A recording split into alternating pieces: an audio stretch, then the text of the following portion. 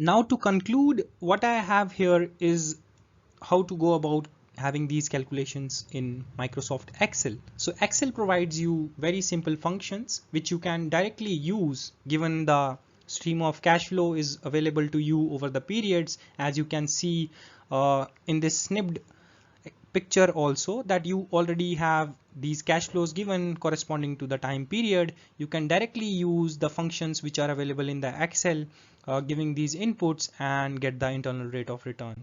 All right, and likewise for in the next part of this series, I'll be taking up specifically the discussion on pricing money market instruments, which will be dealing with the treasury bills, repo agreements, commercial papers, asset-backed securities, bank acceptance notes, and the certificate of deposits. And all these constitute what we call as money market instruments.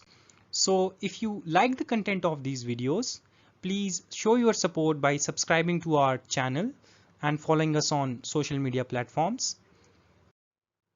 Thank you for your patient listening. Have a great day.